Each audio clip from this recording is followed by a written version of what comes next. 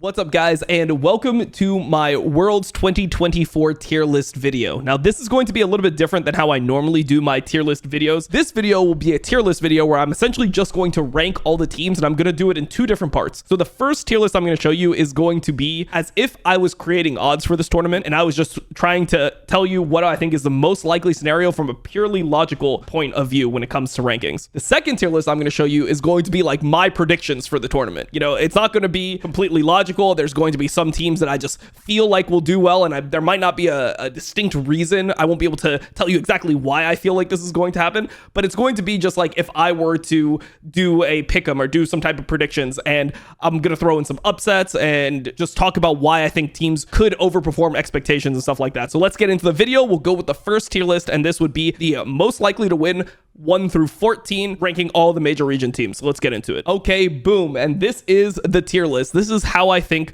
the teams should be placed going into the tournament. Number 1, I have Gen.G still as the best team in the world. I don't think them losing one best of 5 that went to 5 games versus Hanwha Life is indicative of them being a weaker team than Hanwha Life. Overall, I think they played worse than normal on the day, but everything that Gen.G has built this year has been really, really solid. And when you consider how the team complements each other, similar to like JDG last year, I feel like it's a very good balance within the team. You have Keen, who's generally playing like weak side champions. He has the ability to obviously play carries, but most of the games he is playing things that don't need a lot of attention. Even if he's playing a carry champion, he doesn't normally get a lot of attention throughout the games. You have Canyon, who's able to essentially play all the meta champions. He played a really good Skarner throughout playoffs. I think that's a pick that will be very good at this Worlds. Chovy, pretty much the master mid laner. I think he's the best player in the world. People have heard me say this before. I think Gen.G is the favorite to win Worlds from a purely analytical perspective. I like what they have done throughout most of the year in terms of like defining their roles. And when it comes to things like lane swaps, they are ahead of the other Asian teams. There are some teams like G2 and TL that I think could be creative. Maybe they could get a leg up on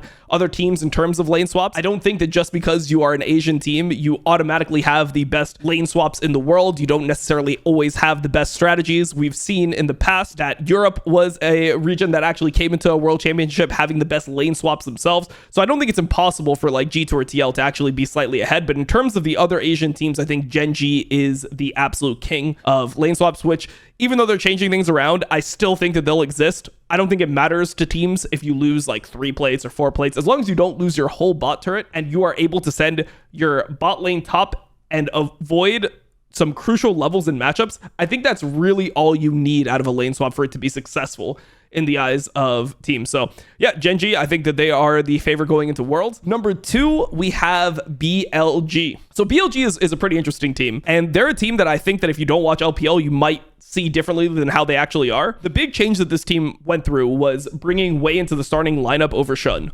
because Wei added a whole nother dimension to BLG, and it's almost like BLG went back and decided, we are going to build our team this split in order to beat Gen.G. It's almost like that was their sole focus, not even considering like how do we win LPL or like the other teams in LCK. It's almost like they just tunneled in on, okay, the one team we lost to was Gen.G. These were all the things that they were doing better than us. We were very one-dimensional at MSI because we were consistently diving bot, and once Gen.G was able to swap or shut that play down, we just were behind in the games. So bringing Wei into the team makes it so they can play towards every single lane. Wei is way more dynamic in the way that he approaches the game. Also, the Wei puns, just give me a fucking break, all right? Just let me just talk about the team and don't hammer me for the way different playstyle. But yeah, in terms of the way that Wei plays, he is able to cover lanes. He doesn't only play aggressive, like he's able to cover lanes. He paths extremely intelligently. If you watch the way this guy paths, he's very good at understanding what the enemy jungler is going to be doing, how the lanes are going to play out,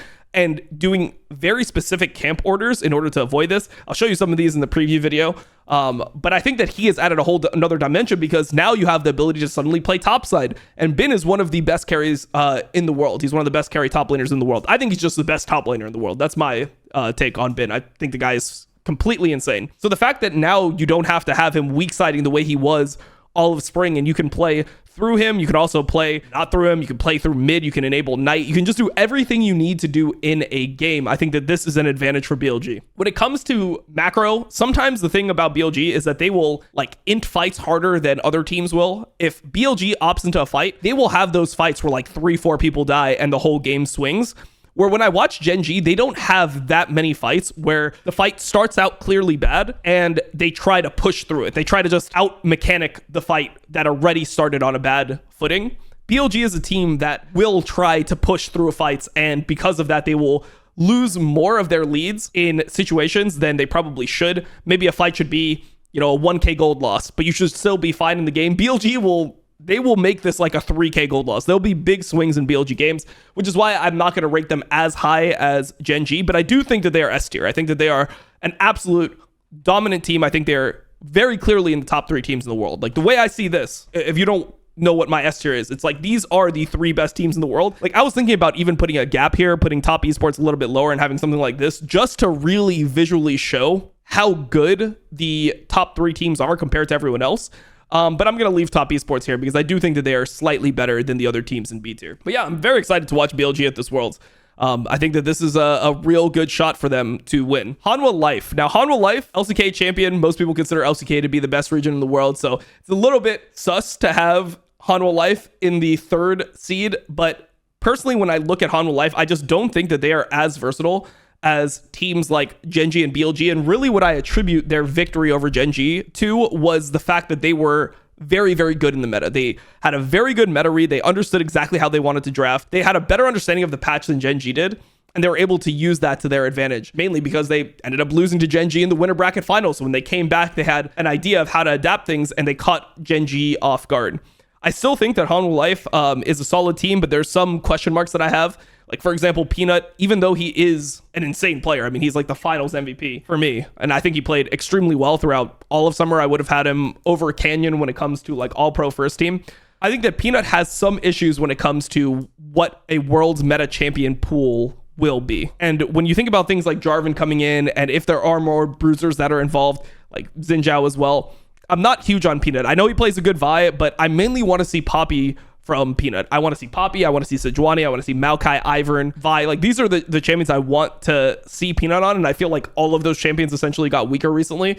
So I'm not sure if he's going to be able to perform to the same level that he did in LCK internationally. This is independent of the fact that he's obviously not had very many good worlds, especially in recent years. It seems like he does have a little bit of that choker energy. I just think that based off what the meta is shaping up to be and what it's going to look like, I don't know if he'll have the same effectiveness. And the biggest question mark on Hanwha Life for me is Doran. And I think it's the same for everyone. Everyone looks at Doran and you just never know what he's going to do within a game. There's a lot of games where he'll just pick something and he'll just have like the worst game of all time. I'm thinking game 3 of finals when he picks the Camille. It's like, please, man, like you know going into it that it sounds a little weird. It's like Doran Camille in this game seems like it's going to be rough. And then you see the game and it's like, bro, that's just a solo loss. And there's not any players on Gen G and BLG that I feel like solo lose games as often as Doran, which doesn't mean that Doran's a bad player. He still has his uses. The fact that he is an extremely good Jax player, the fact that he can play tanks well, and he has a good mind for the game. He understands generally what he should be doing in games, like a way to win the game through top. That's things that I respect, but he just has a way he has a way lower floor than the other players on the top 2 teams, and he does solo lose games, and I think that does make it very hard to win internationally because you don't have double limb. You can't just have a bad series. If you have one bad series, you're just out. So that's why I rate Hanwha Life a little bit lower. Zika is absolutely insane. I think Zika's the best player on the team. He's consistently good, able to play the entire meta champion pool. People were flaming his Corki before in spring. Now Corki got changed. He's extremely good on Corki. The fact that he played Smolder so well throughout the playoffs was a huge advantage for Hanwha Life. He could essentially pick Smolder into anything, which was obviously really great into Chovy in finals. So I like the way that Hanwha Life plays in general. I just think that they have a lower floor than the other teams. And most of that is through Doran. The next team that we are going to rate here is Top Esports, who I have A tier. This was the hardest team for me to place on the entire tier list because when they're winning and before they lose a game in a series, they have everything that you would want from a team. They have the hyper carry. They have really good laners in all 3 lanes. They have a good team identity. They have good champion pools, and there's no reason why the team should have got third in summer in LPL. Besides for the fact that they mentally collapse as soon as they lose a game in a series. You saw it versus T1 at EWC. You saw it at MSI when they lost to G2. Seen it when they played against BLG. You saw it when they played against Weibo. They just don't have the ability to respond to controversy well. But if I'm looking at how they play the game, I do think they are coming in as the fourth strongest team in the world. I just don't think that they'll get there. And the reason is because of all the mental things, which is very hard to put in a tier list. This is the reason why I decided to do two different tier lists. Is I want to show you like the strengths of all the teams, unbiased, and then when I look at teams that have qualities that I don't like, how that affects my own personal rating of them. So teams that have proven to be clutch, I'll put higher. Teams that I think are not able to be clutch, or teams that have that choker energy, have that glass jaw phenomenon, those are the ones I put lower. I do think though that Top Esports is the fourth best team when it comes for like to just player versus player, their strengths, their team macro. If you were to rate all the categories of League of Legends in a team, like laning, team fighting, vision control, all this type of stuff, I think they would be rated here, even if it's not likely that they finish at this position. That is where I put them based on the factors that we just discussed. Okay, B tier. B tier was very hard for me, just like A tier. I think these were the two hardest tiers. B tier, we have Weibo coming in as the number one team in B tier. This team got second in summer LPL and in summer playoffs. However, they did lose to LNG later on. It's very hard to hold the LNG loss against them because they did play that match directly after finals. So if you don't know how the LPL schedule went, they played finals, I believe, on a Saturday, and the next day they had Gauntlet. And for LNG most likely had been preparing for Weibo, knowing that BLG is the best team in China. They probably did most of their prep against Weibo. So going in, Weibo had a disadvantage in that series, and that's why I think they lost so convincingly. When Weibo played LNG in the playoffs, they did a lot better. They were able to beat Top Esports, and overall the team played really well within the meta. There's definitely question marks on this team. Like Breathe is getting better. He's been okay, but he was really bad at points. Kind of like a worse version of Doran even throughout a lot of the split. So it's hard to rate him highly. And then Xiaohu is kind of hit or miss. Certain champions he was able to perform well on. He eventually became, much better at his Tristana. He was able to play Corki. He was able to play all the meta picks, but he just wasn't able to play them as well as other mid laners. The real strength of this team is that Tarzan has insane champion pool. He can play every champion in the game and doesn't have much of a fall off between all of them. I would say next to Canyon, he's the only player that has the ability to bounce between carries and tanks so seamlessly. And I think Light was absolutely excellent. Or when Light beat Ruler, when Ruler lost to Light in the regional gauntlet, everyone was talking about oh man, Ruler is, I feel so bad for Ruler. He's not going to make it to Worlds. He definitely deserves it. It was so weird for me because from watching Light the entire year, I'm like, doesn't Light just deserve to go to Worlds more than Ruler? Didn't he just play better than Ruler throughout most of the split? I think this guy is actually a top tier AD carry player. So I rate him super high. I think he's fantastic. The other positions outside of AD carry and jungle definitely have off games, but overall they play a very solid style, and they did level up throughout summer. They leveled up throughout summer playoffs, and they did become a pretty solid team. And when you look at the names on paper, I mean, this is 3/5 of the team that went to World Finals last year. They added in Tarzan, who's always plays extremely well domestically, and Breathe obviously is a downgrade, but for the most part, this team is still a solid team. And I think that when you look at what B tier is, these are essentially the teams that I think will make quarterfinals and lose in quarterfinals. I think that would make sense for how Weibo played throughout the year. Next, we have my favorite team in the entire world, the team that I love more than anything, T1, my ZOFGK goats. It's very hard to rate T1. I don't think that they're actually worse than Dom1, even though they lost in Gauntlet, but there were so many issues that T1 had that it's very hard for me to rate them any higher than this using logic. When you look at how they play jungle support, it feels like Owner and Keria really don't have much synergy at all. They don't control vision well. All the players are insane in their own regard, but it feels like there's a lot of connectivity issues between T1. It feels like their early games are never really planned out, and they just fall into similar traps throughout games consistently. They've always been susceptible to invades. Owner's pathing, he's kind of the opposite of Wei when I was talking about BLG, where I feel like Wei is hyper cognizant of all the different ways that the enemy jungler could f him. and he passes around those intentionally. I feel like a lot of times owner like doesn't have a great read on how the game is going to play out, but he's very insane individually mechanically, and he knows once he has a lead how to like play out fights extremely well. So he's a very hard player to rate in that regard. Zeus has been having issues with getting caught the entire year. He played a little bit better in the KT series, but I will say that this is something that doesn't seem to be just like a one split fluke type of thing. It seems like Zeus doesn't really know when he can die, and if things are not happening within the game that allow him to push side and have a CS lead, it feels like he's just going to try to force that no matter what. And it's very hard for his team to cover him a lot of the time, and he just ends up dying quite a bit in a lot of their games. Faker's laning was just bad in pretty much all of summer. Just straight up bad. Like, there was something that I was coining on co-streams. I would call it the Faker trade, where like level 1, level 2, you just see Faker walk up and lose all of his HP for like no reason. He has to base and TP back on a refillable potion. And the whole game is so much harder to play because then the enemy mid laner who's playing an AD gets a much better base. He bases on like double longsword, or he bases on a Vamp Scepter or something like that, and suddenly you have no pressure mid for a long period in the game. It's very hard to watch them play out early games because owner's doing random shit. Like, he'll just randomly get himself super behind sometimes. Zeus is dying all the time. Faker's taking like horrible trades. And then Keria is really, really good at supports that are off meta or just like are more fun, I guess is how I describe them. Like, his Poppy was really good. His Bard is really good. But when you put him on a solid meta pick, he is nowhere close to like Lehens and Delight. Lehens and Delight are way better than him on any of like the Leona, Rel, these types of picks, Nautilus, these types of picks. I'll take them any day. Alistar, I'll take them any day.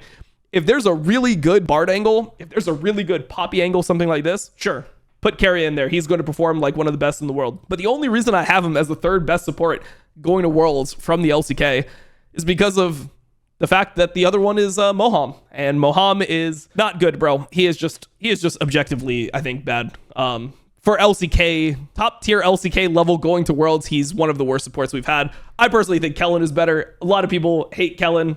I don't think Kellen's the best. I do think he's better than Moham.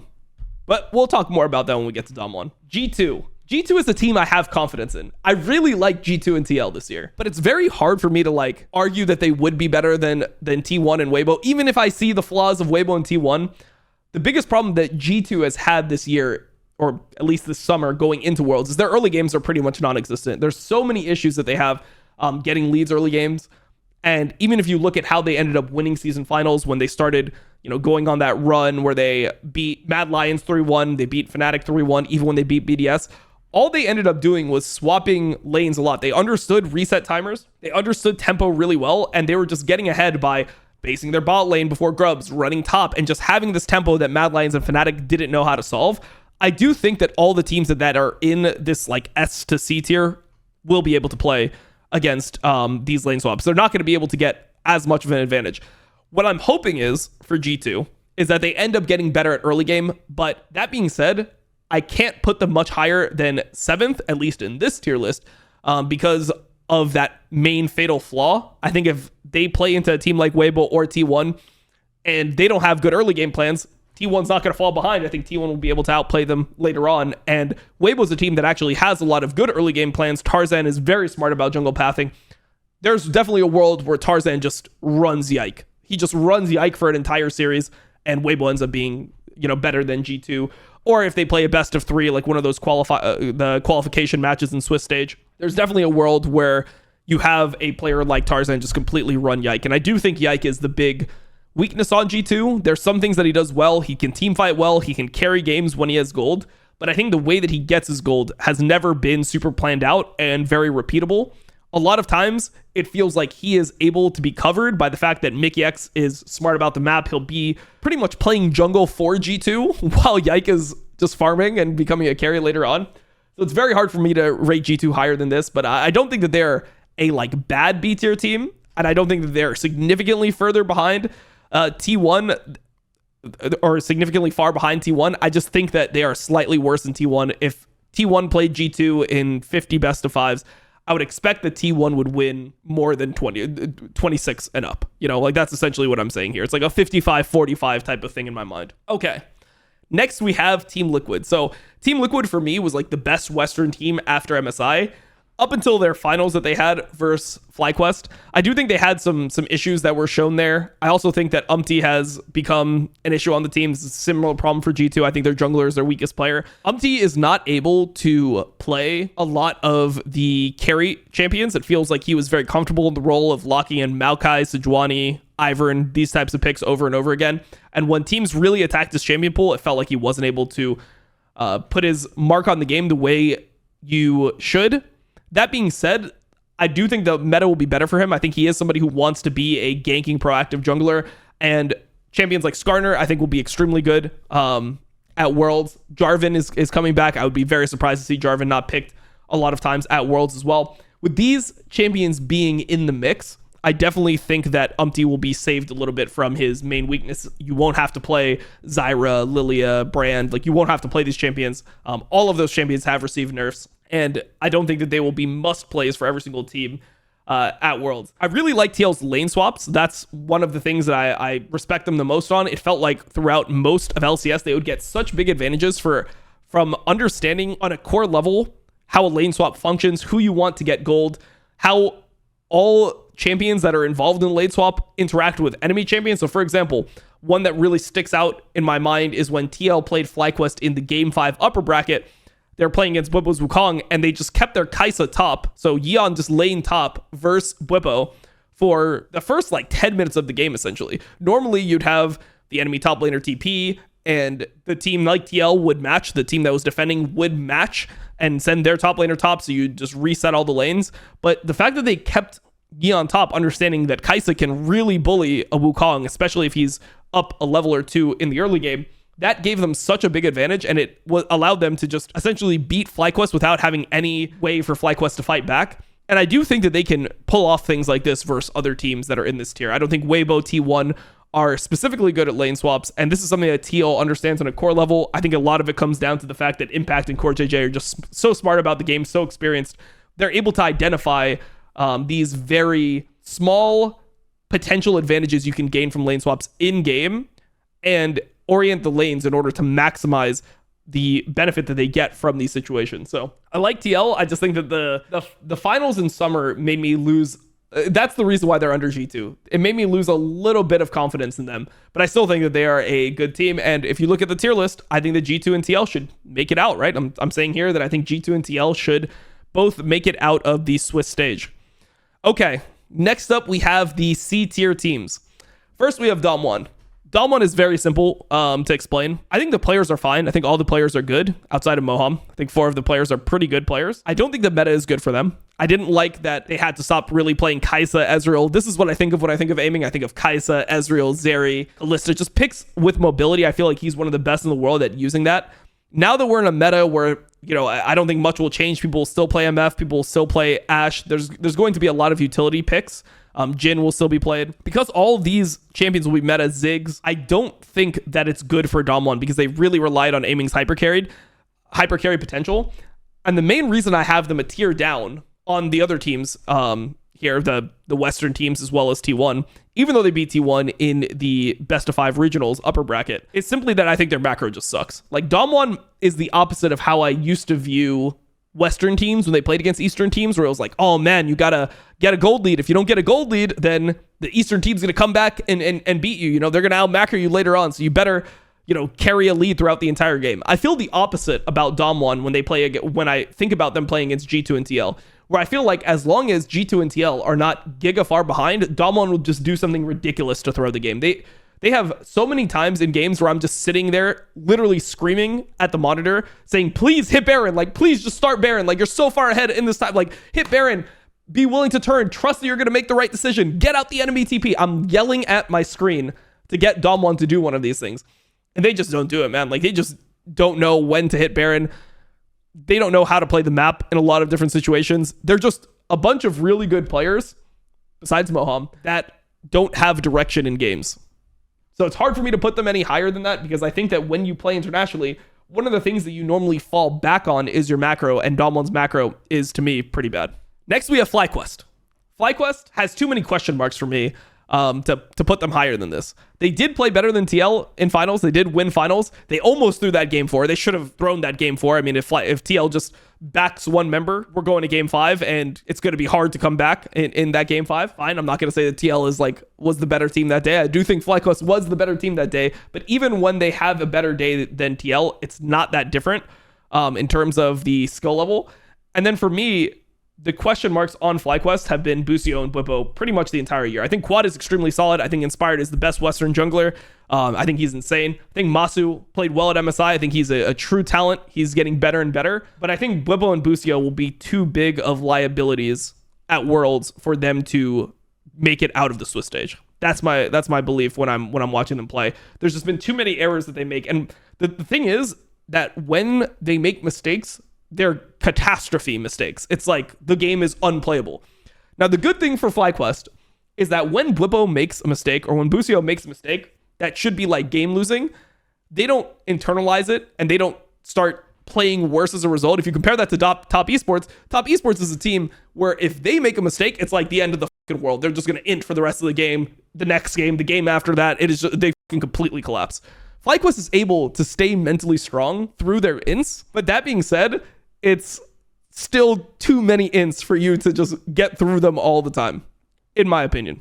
Like Bwipo to me will like lose you one game every series, kind of like.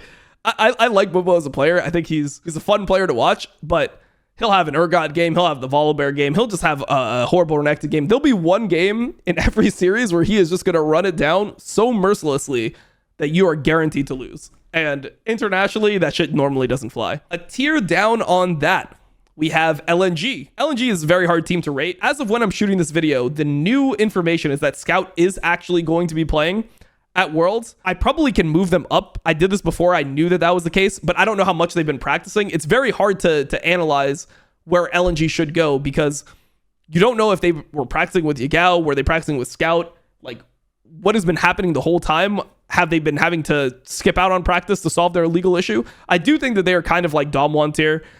LNG has an issue with aggression, I would say, and being able to find windows to come back in games. It feels like LNG is a great team when they're ahead. If they get good lanes, they'll play solid lanes. They'll play a jungle matchup that makes sense. They'll play well around getting turrets. They'll get a gold lead that makes it feel like they're going to win the game guaranteed, and they will close out a game cleanly from that position. But if that doesn't happen and it's a scrappy game, I just feel like they always lose.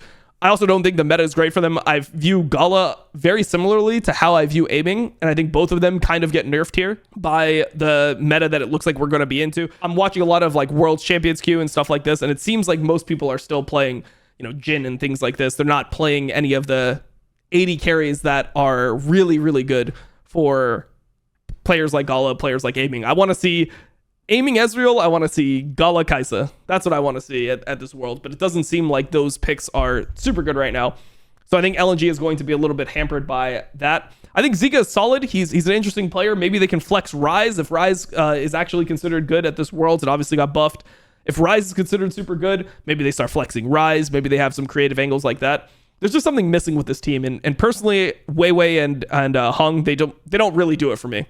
I'm not a huge fan of their jungle support. And when you have a weaker jungle support, I think it's very hard to generally win games against better teams. You need to be able to match their vision so that you're able to play the game from a neutral state and you're not just perma getting caught. Next team that we have in D tier is Fnatic. Fnatic is just a European Dom 1. I always say that Dom 1 is Korean Fnatic. I just view them the same way, except Fnatic players are just worse than Dom 1 players. Fnatic, they just don't know how to end games that they have leads in. They don't have consistent macro.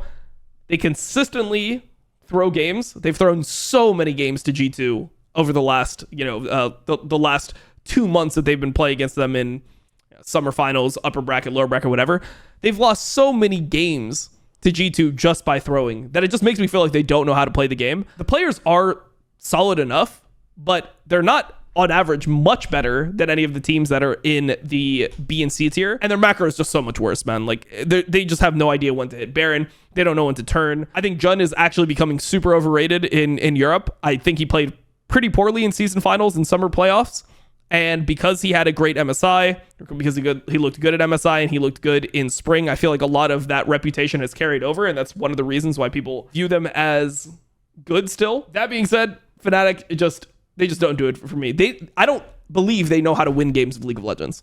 I think they know how to lane. I think they know how to get ahead. I think they know how to find angles. They know when people are killable, but they don't know how to win the game of League of Legends. And if you don't know how to win the game of League of Legends, how are you going to beat these other teams that are world class? Seems impossible for me. Next, we have our E tier, which I have Mad Lions and 100 Thieves. It's not much to say about these teams. I just don't think, I mean, these were the third place teams from the weakest major regions. I have no expectations. I think there's a chance that both of these teams lose in play-ins. I didn't put the play-in teams, I didn't rank them all because I haven't watched enough of them to really be sure. But PSG, I think, is actually pretty solid from what I saw. Like in finals, I watched that and I thought they were pretty solid. I don't think that many of the teams outside of PSG should be able to beat Mad Lions and 100 Thieves, but I think that there's definitely a possibility, especially when you consider how Mad Lions and 100 Thieves play against bad teams. Like if you look at how 100 Thieves played throughout the year, they were good against good teams. Like they're able to beat Cloud9 and stuff, but when they were playing against bad teams, they looked rough. You know, like they just don't look like a solid team. Like they don't have consistent ways to win. And Mad Lions is similar. And I think Mad Lions is even more extreme in that regard, where Mad Lions is good at rising to the occasion, but if they play a team that's really bad, I don't think that they're the type of team that will abuse them in the correct way. Mad Lions likes to play a lot on two lanes. They don't really understand lane swaps. They don't understand 2v1s. At least they didn't in season finals and throughout the year. They don't understand tempo really well. They have a good eye for dives. They have some creativity. I think Merwin gives them that X factor, which is interesting. Fresskowy randomly solo kills everyone, bro. I don't know what to even say about that. Fresskowy just solo kills everyone for no reason. I watch a lot of his lane phases. It's like he's losing a lane that he should be winning for somebody like Caps, and then Caps will try to kill Fresskowy, and then Fresskowy will end up killing him instead. It's like, I guess Fresskowy solo killed Caps. I don't believe in it when it happens, though. It's one of those things where I'm like, this is not repeatable, right? This is a fluke, but it keeps on happening, so I guess it's not that much of a fluke. That being said, there's like Mad Lions, 100 Thieves. I just have them in E tier here. I just think they're worse than all the other teams from major regions. So that is going to be the analytical part of the tier list. Now we're gonna go into my own biased expectations. Of course, I have VLG winning. Like, I just think that they're going to do super well at this World Championship. I like a lot of the changes that they had within the team. I think that Gen G has fallen off a little bit. I don't think that they had the same urgency to win in summer. I didn't see that out of them the way I saw it out of BLG. I felt like BLG has been just sitting there grinding to just be able to beat this Gen G team. And I feel like they have got close enough to Gen G at a macro level to be able to contest them and beat them from there. So even though, like, on paper, I get the Gen G should be favorites. I get the Gen G is the better team on paper. I think BLG has gotten close enough in terms of skill that the clutch factor that the team has is going to push them over the edge. When I watched them at MSI, it just felt like Gen G was a better team. And Sean obviously was one of the worst performers on BLG during that MSI.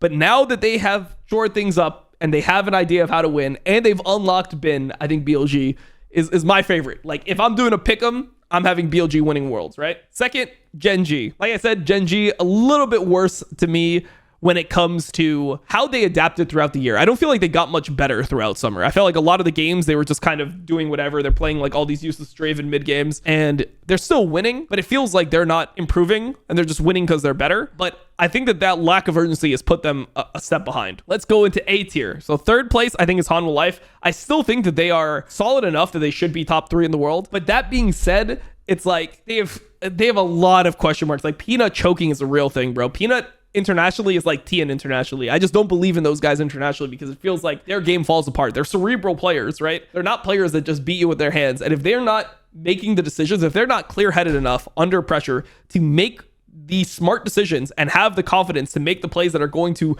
win you the game, it feels like they're just not going to be as useful as some of the other players at Worlds. So even though Hanwha Life was the best team in LCK, or they ended up winning LCK, I don't think they're going to perform as well as Gen G. Next team, we have T1. I am a T1 hater, but I can't deny the aura. I can't deny T1 aura. It's a real thing. And when I think about T1 playing a best of 5 versus any of these teams, right? Like, let's say T1 plays the best of 5 versus G2, Weibo, Top Esports, TL. Are any of these teams going to be able to actually step up and beat T1 in a high pressure best of 5 at Worlds where everyone's cheering for T1, where they feel like T1 is the defending champs? Like, people hate playing against T1. A lot of players, it takes them a while to be able to beat T1. And it feels like if you are playing against T1, you have to just be comprehensively better. And these teams aren't, in my mind. So when they get into a clutch series where you go into game 4, game 5 against a team like T1, and they're having to play against things like Zeus Yone. Zeus just locks in Yone blind or some bullshit. It's like one of the best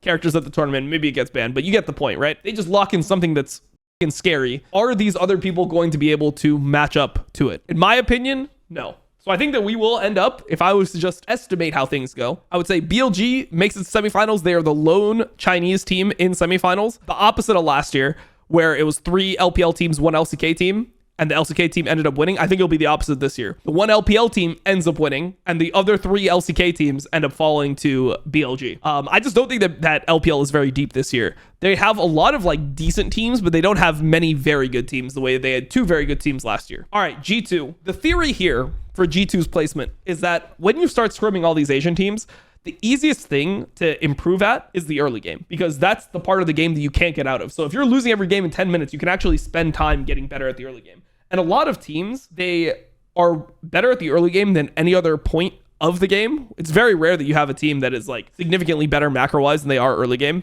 especially from like a top tier team. Sometimes like weaker teams, you have this type of identity. But a team like G2, they have the players where they should be able to play early game. For some reason, it just never works out right now. But I think that they will be able to fix this. It's obviously, maybe it's part cope for me, but I do think they will be able to fix this and be solid enough at Worlds to, you know, be solid, be impressive the way they were at MSI. I don't think they'll win. I don't even think they're going to make top 4, but I think that they have a good chance at doing something surprising. And a lot of this just comes from the fact that they play mid game better than the other teams. And there's not that many teams that have scary good mid games the way that there was last year. When I think about last year, the teams that were going, I was way more afraid of a team like KT, their mid game, or like LNG. I was much more afraid of these teams relative to like G2 and NRG than I am this year of Weibo, Top Esports, Dom1, etc. Right? Weibo, I have them 6th. Essentially, these are just quarterfinals losers, so they're all pretty similar. But I have them 6th, and the reason why I think they're going to be 6th is I think that Breathe will have some horrific